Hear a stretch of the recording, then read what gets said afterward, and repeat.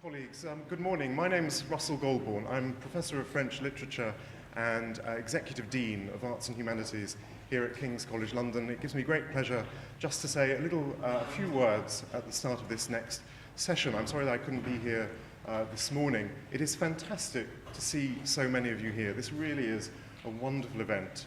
You're very welcome. It is a great day, of course, to be holding this event, the 10th of November, an auspicious day. Of course, it's Martin Luther's birthday, but I think Martin Luther has probably had enough press this year so far. It's also, though, I know, the birthday of Sir Jacob Epstein, and that seems rather appropriate. He was born in 1880. Somebody perhaps not necessarily noted for their engagement with classical sculpture, but I was thinking about Epstein as I walked up the Strand from Charing Cross Station this morning. And I do encourage you to go and have a look at this building. Just up from Charing Cross Station is what is now the embassy of Zimbabwe. At the turn of the century, turn of the 20th century, this belonged to the British Medical Association, and Epstein's first work of public art was a series of 18 nudes based on sculptures that he'd been studying at the British Museum.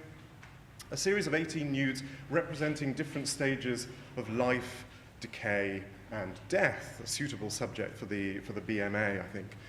Those statues caused extraordinary outrage at the time. This is in 1908, 1909, I think. Extraordinary outrage, even though somehow he managed to have them, there was a blessing ceremony with the Bishop of Stepney, for some reason, Cosmo Lang. But anyway, they caused extraordinary controversy. They are extraordinarily beautiful. If you look up at that building, they are mutilated, though. In the 1930s, the building was taken over by what was then, of course, the South Rhodesian government, which is now why it's the Zimbabwe embassy. And it was claimed, at least, that these statues were suffering from pollution, and bits of them were dropping on people, feet, arms, other unspeakable items of anatomy were dropping on poor passers-by beneath. So in about 1937, I think it was, whole chunks of those statues were chopped off. So, but they, in that mutilated form and with those traces of the ancient Greek heritage, they are extraordinarily beautiful. So I do encourage you, as part of today, perhaps, to head back along the Strand and have a look at Epstein's sculptures, his first work of public art, on this, his birthday. It seems to fit very nicely with the subject of today's conference.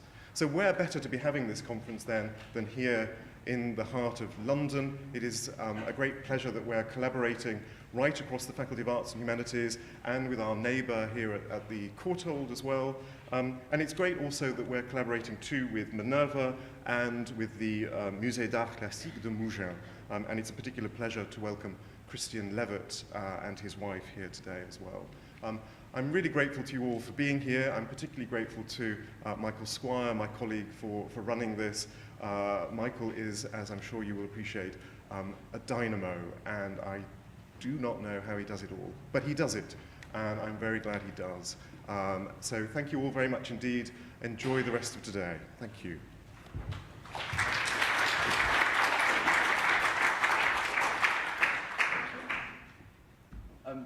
Thanks very much, Russell. I'm James Cahill. It's a great pleasure to be here this morning at the launch of our Modern Classicisms event and to see such a large audience as well. Now, this next session is called The Classical Lens, and you're going to be treated, first of all, to a short video starring Simon Martin, Director of Pallant House Gallery, and the video gives you an introduction to an amazing show he curated last year dealing with classicism in British art between the wars. So I'll play that in just a moment. Following the video, Simon himself will come up and give a short presentation about that exhibition, and that will lead us into a panel conversation in which Ursula and Jess Hughes will also take part. So first of all, the video.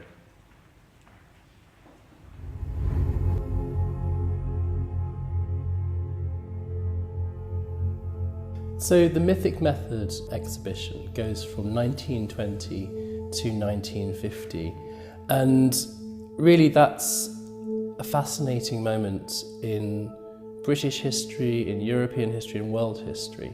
Starting in 1920, it takes us from the end of the First World War And of course, this is a war in which millions of people in Britain and across Europe had died. Of course, many more were permanently disabled, and there was a trauma in society. And the exhibition looks at British art in the subsequent decades, in the 1920s and 30s, but also in the 1940s, during the period of the Second World War and the aftermath of that. You might expect people to look to religion after this period, for example, of the First World War, but actually they're not. They're looking to almost lost religions that had died out thousands of years before.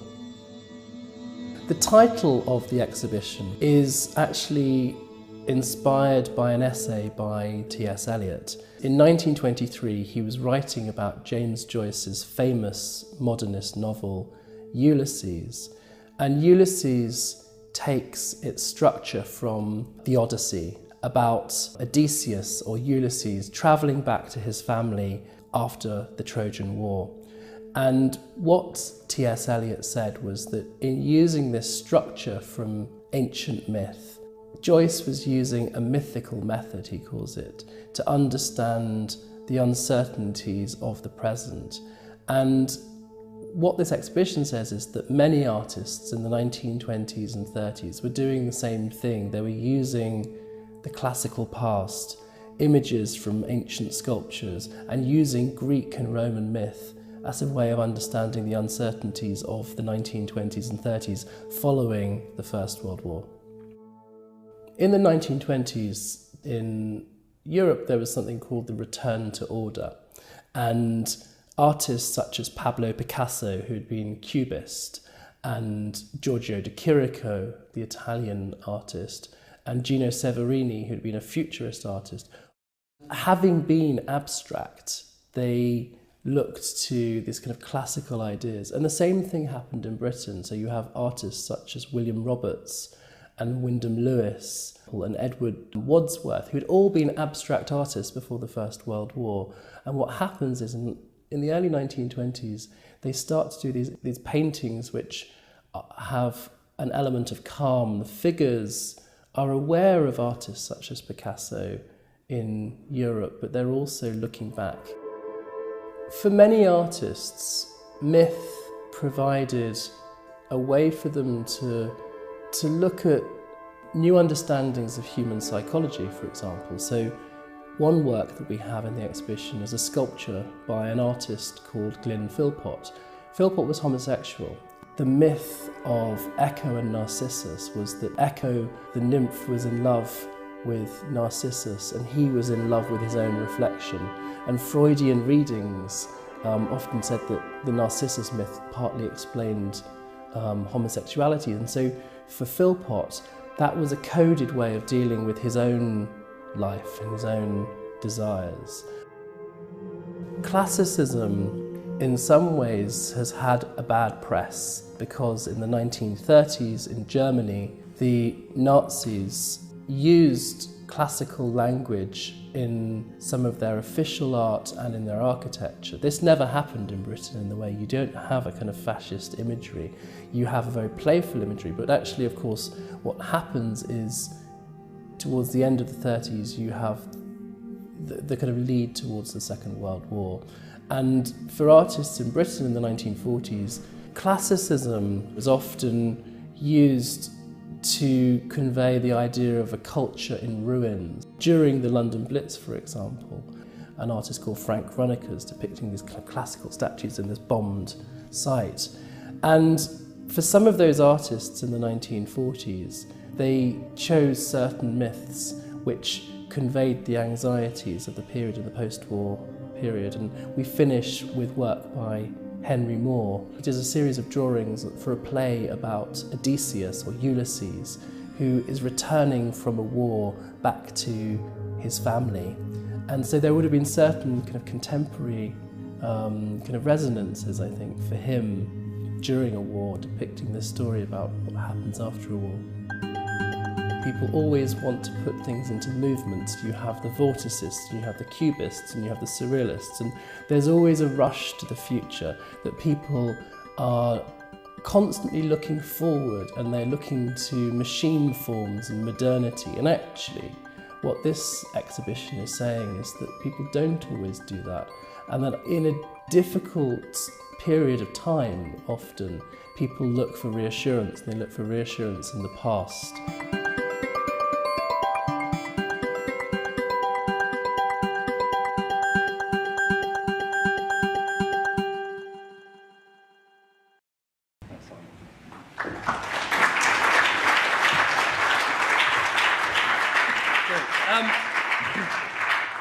Can you all hear? Good. It's rather kind of scary to see yourself on a screen like that. I thought about, for continuity, wearing the same suit, but within that exhibition, very quickly, I thought in 5 or 10 minutes, just to look at some of the things I think which an exhibition about classicism raises. And one of that was actually the question of femininity and women artists and gender, because actually I was very keen to explore this. And also various issues of style, for example. This work, which you saw in the film, is by William Roberts, and it's a depiction of the Judgment of Paris from 1933. What I think is so interesting is Roberts depicts this. If you want to take me out of the light out so you can see the images, that might be good. Just put me in darkness. Brilliant. This rather frieze-like portrayal, which of course he's looking closely at the work of Pablo Picasso. You compare it, and of course the protagonist is the figure here of Paris, with the 3 goddesses, Hera, Aphrodite, and Minerva. You compare it with Ethel Cahoon, the surrealist artist, and she turns the tables. She was interested in the archetype of the goddess, of the mother goddess. And you have Paris as the subservient figure. And these extraordinary modern female goddesses with bob haircuts, the 1920s bob haircuts.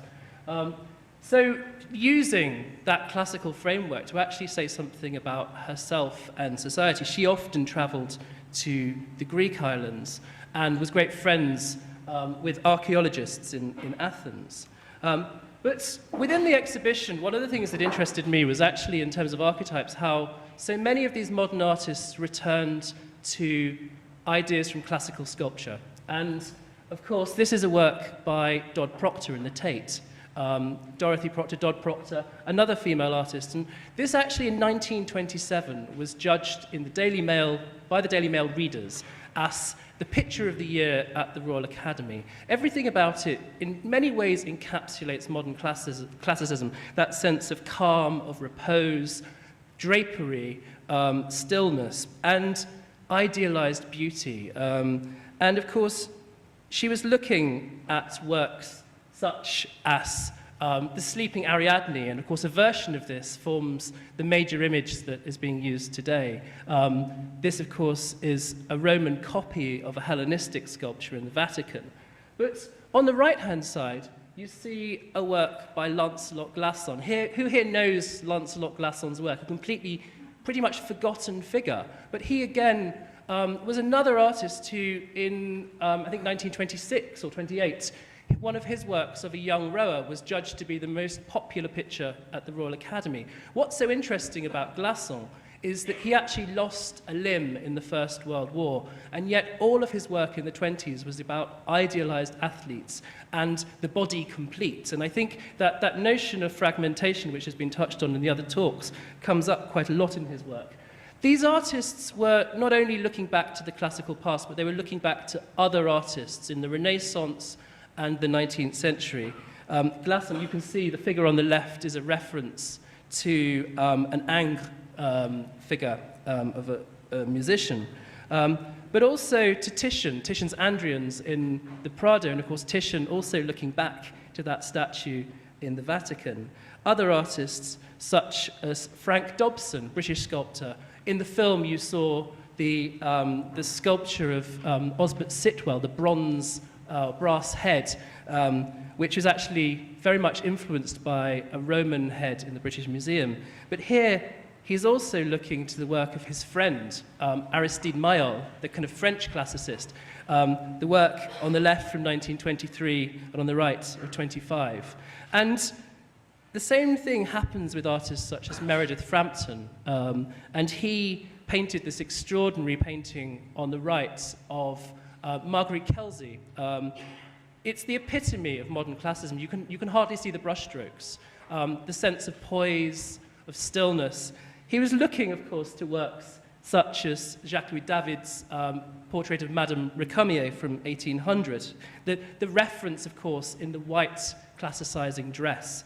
But also, he actually had his mother make a dress from Vogue magazine for his models. And one of the things is that question of style and the return of classicism in the 20s, so much to do with French couture and people like Madame Viognier, for example. So many of the pages of Vogue, if you look at the Vogue Book of Beauty, this photograph by the photographer George Hoynigan-Hoyne of a model completely posed like a classical frieze in a Madame Viognier classicizing dress. And what I think is so interesting is to see the Meredith Frampton with that with the Wyndham Lewis of Mrs. Schiff, a portrait from 4 years earlier of 1923. And Wyndham Lewis, of course, like Picasso, had been an abstract artist in the 1910s. He was doing these vorticist constructions, and yet, following the First World War, does these extraordinary, still, calm works. Finally, a few fun approaches. We weren't allowed to actually reproduce this extraordinary portrait of the Duchess of Windsor, Wallis, Duchess of Windsor, by Gerald Leslie Brockhurst. And again, seen here wearing a Manbocker dress with a low landscape. A reference, of course, to the classicizing form in Renaissance portraiture, particularly. I mean, it's basically a modern version of the Mona Lisa.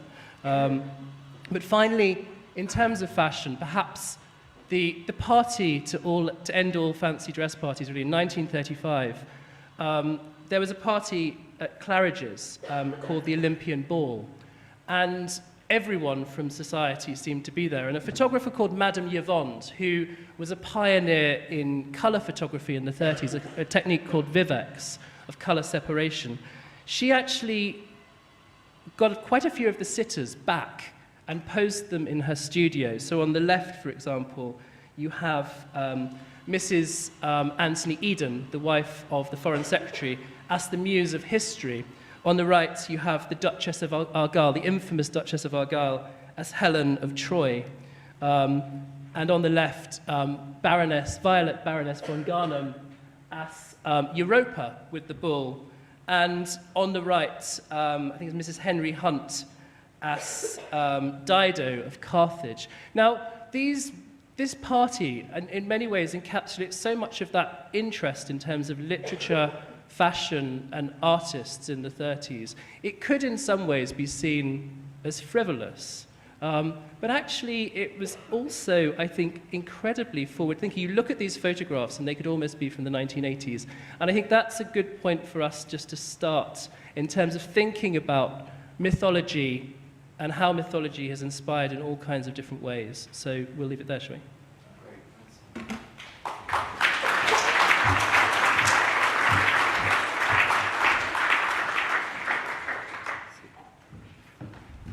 And if I can invite Ursula and Jess onto the stage as well. Thanks very much. So we're going to be joined now by Ursula Mayer, who is an award-winning video artist, and Jess Hughes from the Open University. And Simon, thanks very much. That was fascinating. And I thought that maybe one way of leading us from the context of your exhibition to thinking more widely about this idea of the classical lens is to, well, I wanted to think about what you were saying in terms of looking at classical subjects in relation to everyday phenomena, be they sexuality or athleticism or politics. I suppose there are two ways of thinking about the classical lens. One is that classical antiquity itself is being looked at through a sort of stack of historical lenses, Renaissance art, modern issues. But then the classical itself can also be used as a lens. I mean, there are two ways of thinking about this, and I think that will make sense when we come to think about your work, Ursula, and in a moment we're going to play a short clip from your 2013 film, Medea. One other thing that I find very interesting, which perhaps illustrates what I'm trying to say, is that Dodd Proctor image of the woman waking up, which obviously closely resembles the sleeping Ariadne statue, whose Jeff Koons's version of it is our sort of emblem of today. But I mean, to my mind, that's so interesting because the classical element there is so light and in a way so diffuse that you could easily miss it, or it could be claimed that it's accidental. And in a way, the everyday spectacle of a woman waking up obscures the classical as much as anything. I mean, absolutely, and I think it's partly why the work was so successful at the Royal Academy. I think it has that immediacy that you didn't need to know anything, but actually people that did have that lens could completely see it. And the reviews at the time said that she was creating a new form of figuration. I mean, she was, it was very interesting how obviously completely aware she was, but all of the artists of her generation had been to art schools where they were taught to draw classical statues. They sat in the cast room, and that's partly something that quite a few of them were reacting against. So artists such as Bomberg and William Roberts and Wyndham Lewis were all reacting against that, but they go back to it. And that, I think, is what really fascinated me in the 20s. Why did they go back to it? And it strikes me also that going back is synonymous with going forward. This idea of classical versus modernity has always been a full supposition. And Ursula, just in thinking about your work a bit more, I mean, the video that we're going to watch a clip from in a minute is called Medea, so it might be seen as a very clear reference to a classical subject. But tell us a bit more about that work, though, because would it be right in saying that in a way you too are looking back at a classical theme through many other points of reference, through many other lenses? I mean, I was inspired to make this film when I saw the film Medea by Pasolini. And basically he used the classical myth by Eurydice, and the kind of methodology he used, casting of Maria Callas as a star for this role, was something which I was very drawn to. It's basically a portrait film. It's a ritual theater. It's like it goes back to the idea of the myth, but it's also interprets it like in terms of how Pasolini thinks about it, in terms of a critique of like a capitalist critique. He thinks in terms of Medea, the stealing of the golden fleece is like the downfall of humanity, and the kind of way to think through that antique like old stories like Medea. I think it's very interesting how to use it now. So that's the way I came to make this film. We'll pause there and have a quick watch of an extract from the film. Could we just have the lights down again for a moment, please?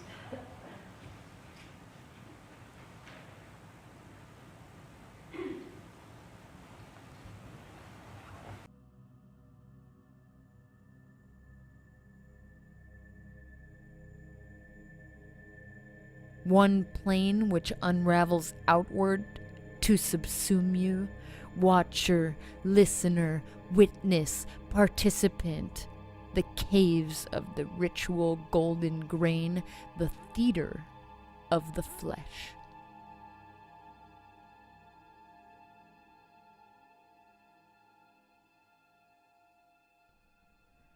Come with me in this theater of ideational experiment, where knowing means emptiness and the unthinkable opens out the world.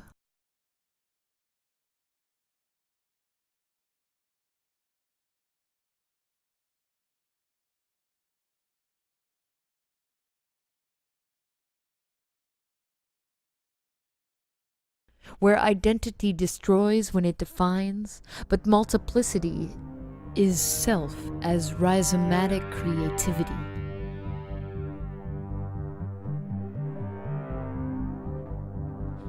And the we that is me is the becoming of the actor to priest, action to ritual without referent.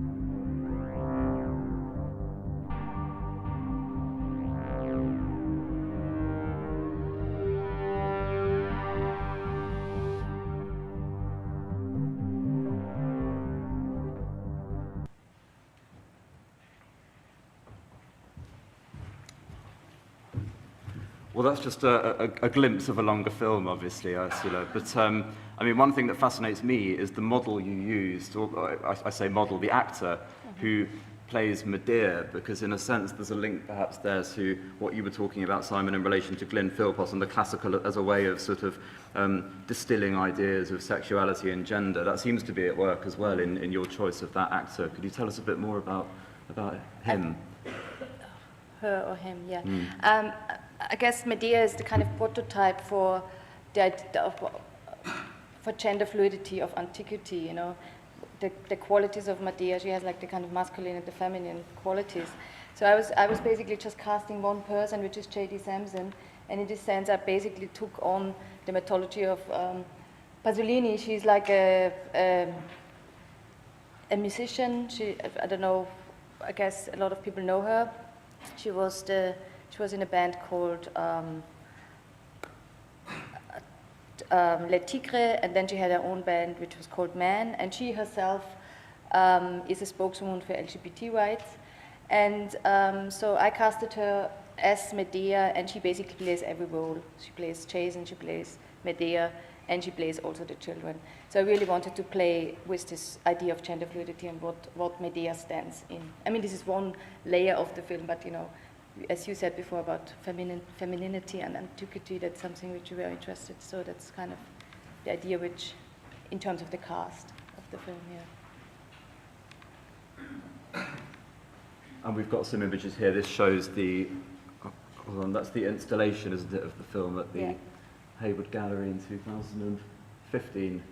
I mean, there are other works you've made which have classical references in them, but I mean, I'm interested also in this broader idea that Simon touched on of the classical as a emblem of tradition, perhaps of conservatism, and something which contemporary artists still balk at a little bit and sort of, you know, obviously engage with. I mean, we're seeing that today in many respects, but it still suffers perhaps from this reputation as something elitist or a little bit esoteric. Was that something you were aware of or thought you had to grapple with when you made this work?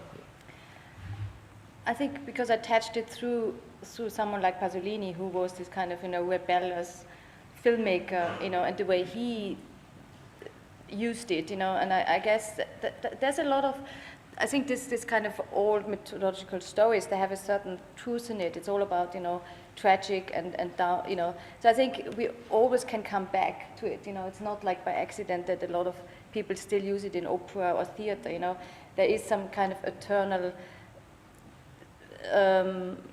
idea, tragedy, you know, in it that we can always like kind of interpret it new and kind of also I think it's something which we still have to think about in the 21st century. You know, I think you can touch it from all different angles, and I didn't really feel like having a problem with that. But also, like, you know, by using someone like Pasolini and his kind of idea how to work with it. Jess, could I bring you in at this point? Yeah, absolutely. I was really hoping to. No, don't worry. I was hoping to get the chance to talk about this kind of stigma of classicism, because obviously, you know, the classical, as today testifies, is this enormous source of inspiration and creativity and energy, but it is also a burden in many ways. It is a shackle, and I think we've heard the word liberation a couple of times already this morning. I edit a journal called Practitioners' Voices in Classical Reception Studies, and we interview visual artists, we interview poets and dramaturgs and lots of people working with classical material. But I have been struck, and this was something that surprised me when I first started talking with artists, is how many people still find this link with Nazism, fascism in it when you're talking with Italian artists relevant. And to some extent, I think it does depend on the medium, the scale, the material that people are working with, because I've heard it coming most from architects, strangely enough, and people who do feel that this kind of disparity, the contrast between classicism and modernism is very relevant, and they think, you know, big commissions are given to modernist artists rather than classical or new classical artists precisely because of this link with fascism. So I was fascinated by the talk this morning, which in a way told a counter-narrative to that by showing the classical elements in landscape art and architecture that, you know, it looks very different from the kind of new classical columns and pediments architects that I have been talking to. But I suppose I just wanted to raise this issue of how, you know, the difference in media, materiality, genre, scale, and how far you can trace these very different responses through each of those stories. So, I think what's quite interesting is also how it's often something which is a style which the upper classes adopt, you know, whether in their country houses or in the modern period having murals by artists, and it sometimes becomes a form of acceptable modernism because actually it's modernism through a veil of something that people can recognize and accept.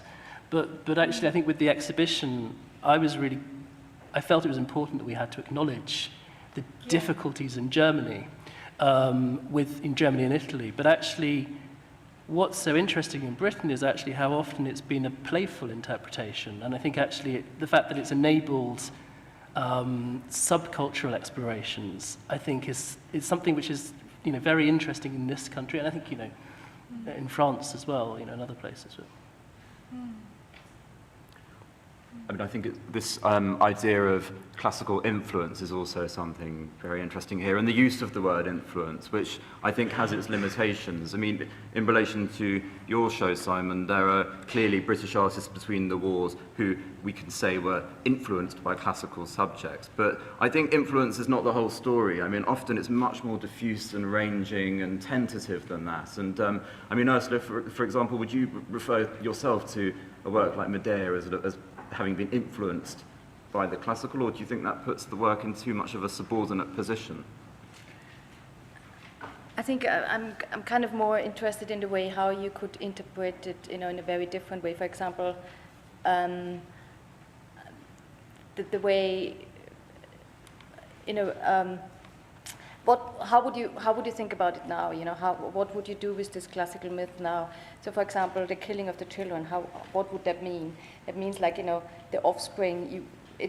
We could talk about environmental issues. We could talk about how, you know, because, for example, Pasolini was someone who very early talked about globalization. You know, so all this critique is in that kind of work.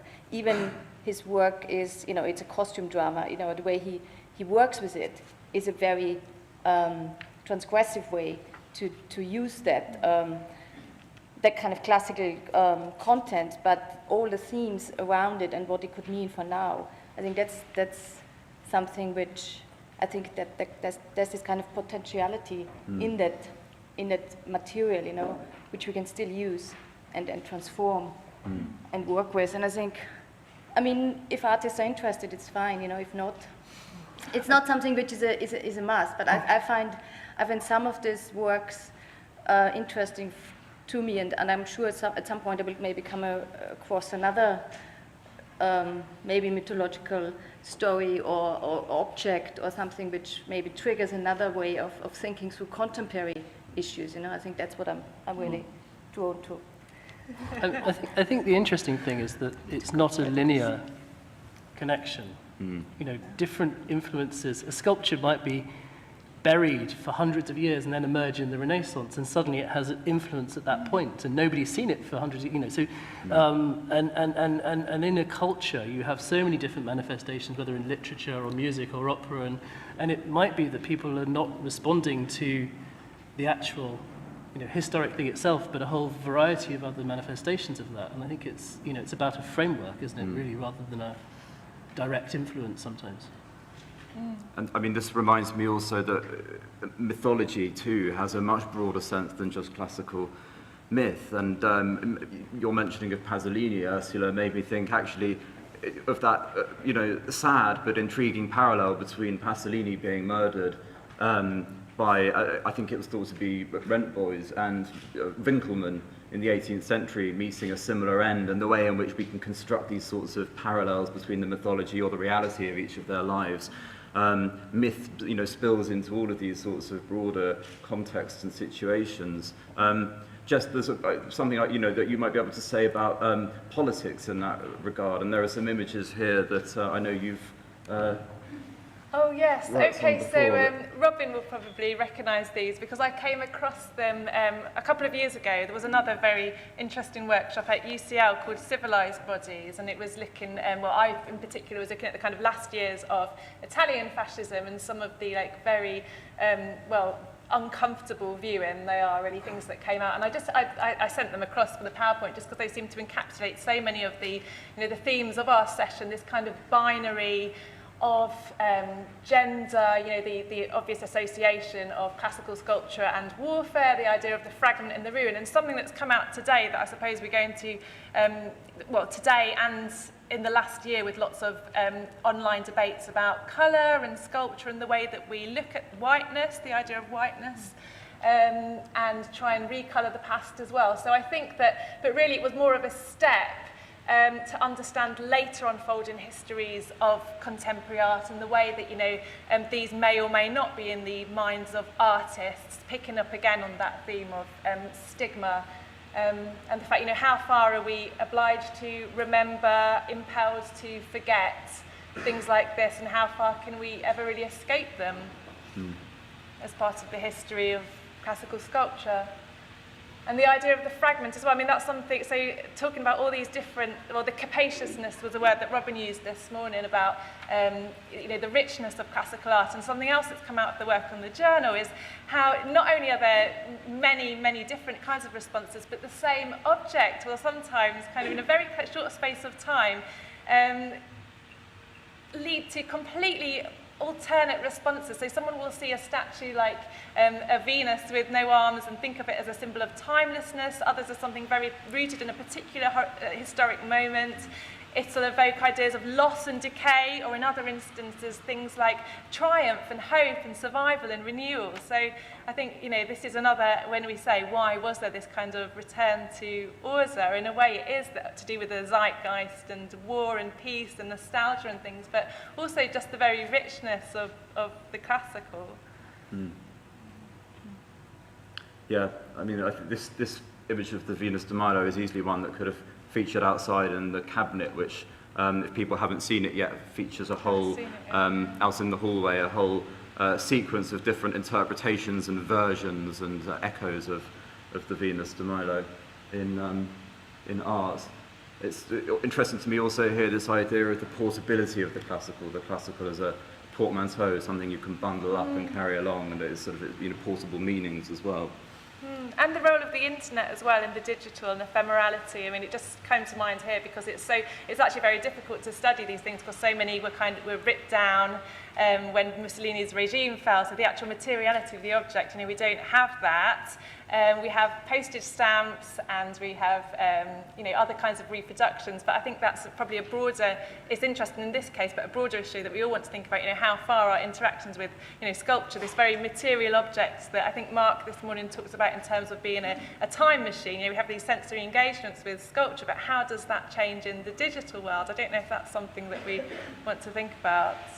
Ursula, your film took segments from YouTube footage, I think, is that the case? Yeah. And kind of used that almost as like spolia within the mythical narrative and to create a collapse of past and present?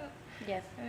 I mean, when I went back to the original place in Turkey where the film was made by Pasolini, and it is now a very touristic place, and I felt like the kind of revolutionary ideas of Pasolini, what I'm doing there, I was a bit like actually unsure about the idea I had.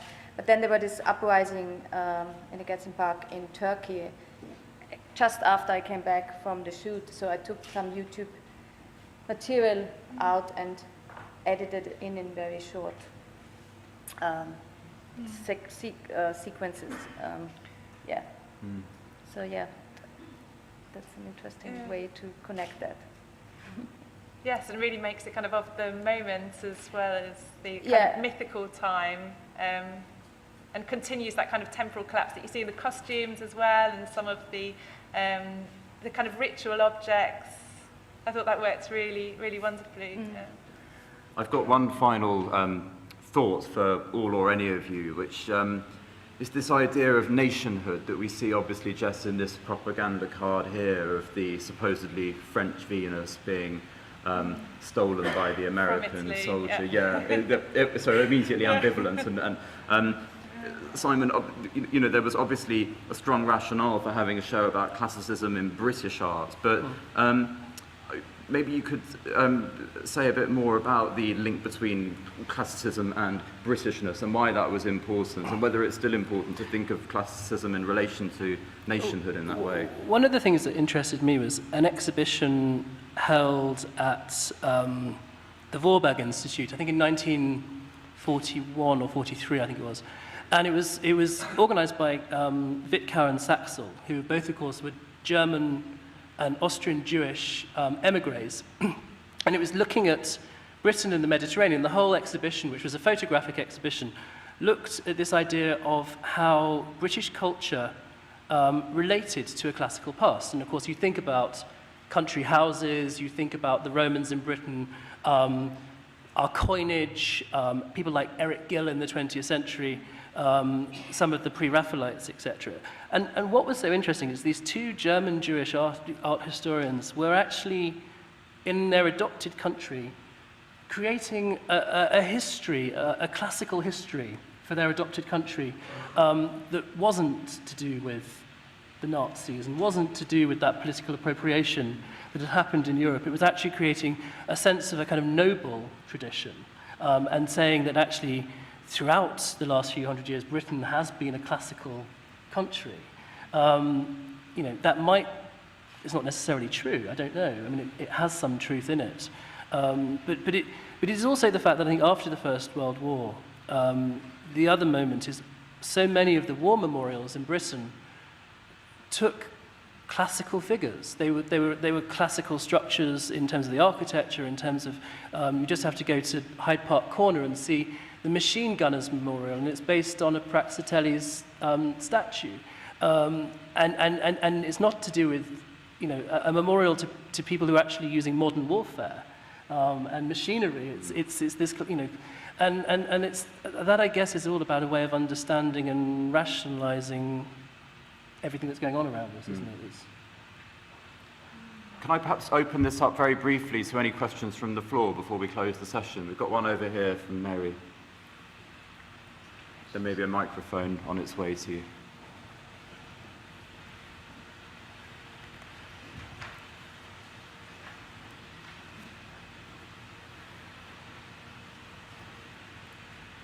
Hi.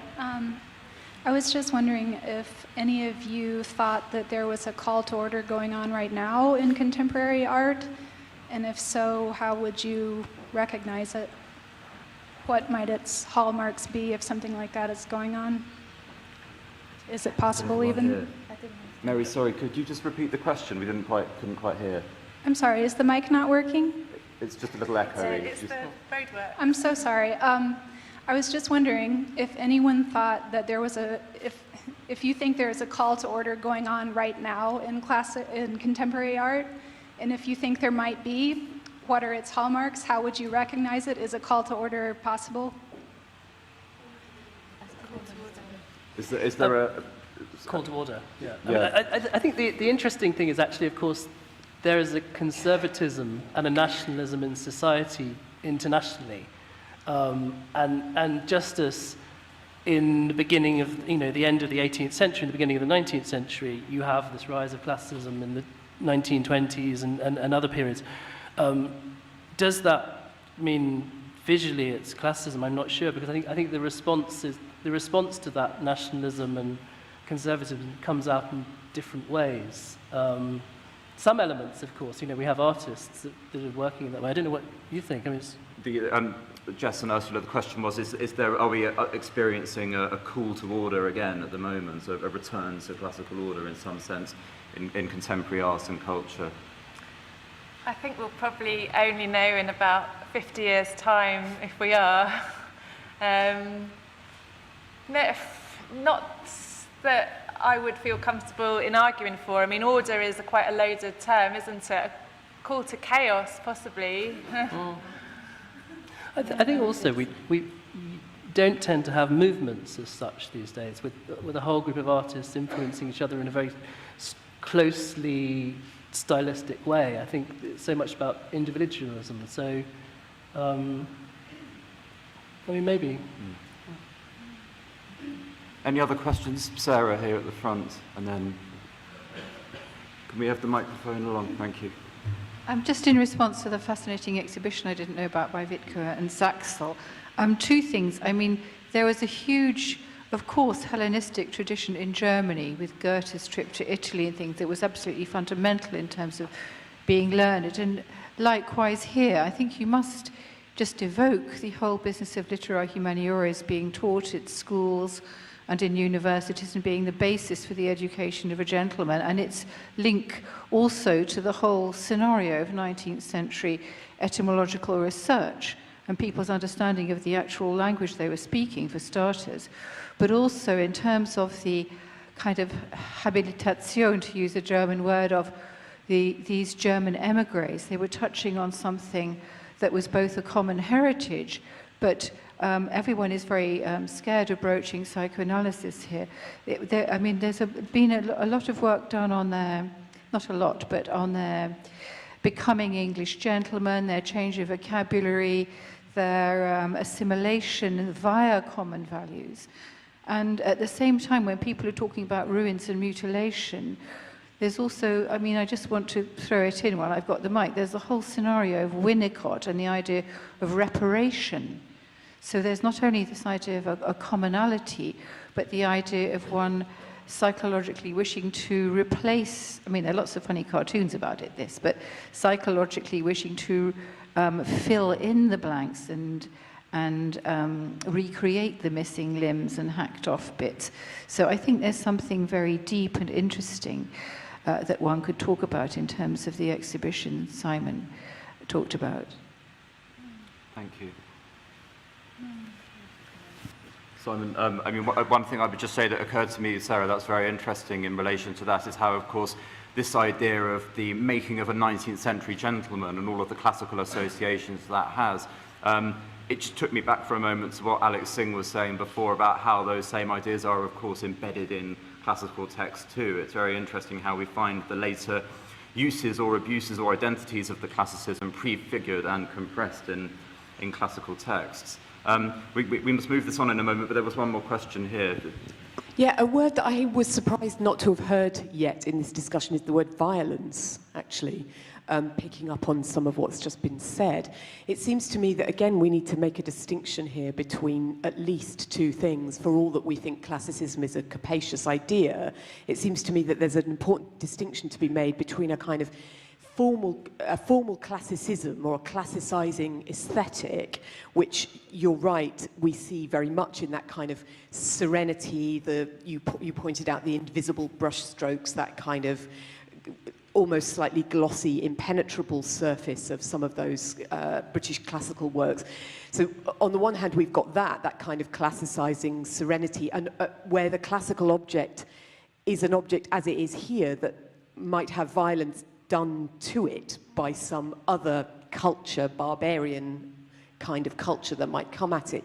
And on the other hand, you've got a recourse to the classical, particularly to myth, as a source of really violent material, which even in some of the other paintings that you showed from the exhibition, Simon, I think it's really clear that there's something about getting in touch with the violence of those myths, as of course there is in Medea, you know, and those seem to me to be coming from really quite different directions in terms of how they think about order and violence and what we're getting from the classical world.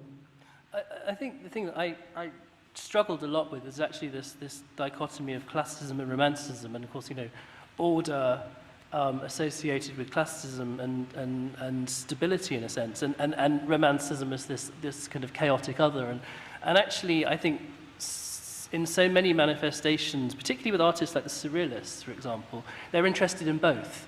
And you have artists like, in Britain, you have the neo-romanticists in the 1940s who are all referencing classical myth, but in a way which is actually completely romantic. It's almost a Dionysian kind of variant of that, and I think I don't believe that the kind of that opposition necessarily holds. It's kind of Yeah, no, I think that's right. And I mean, it was interesting to hear Donatian earlier say that the Dionysian Apollonian opposition is is rubbish, and perhaps it was spurious to begin with, but it's grown into a very sort of powerful and important way of thinking about the classical in a sort of oppositional Manichaean way. I'm mindful of the clock, and I'm sorry to anybody who had a question. There will be opportunities for more conversation later in the day, but for now I'd just like to thank everyone on this panel, Simon, Ursula and Jess. Thanks very much. Thank you.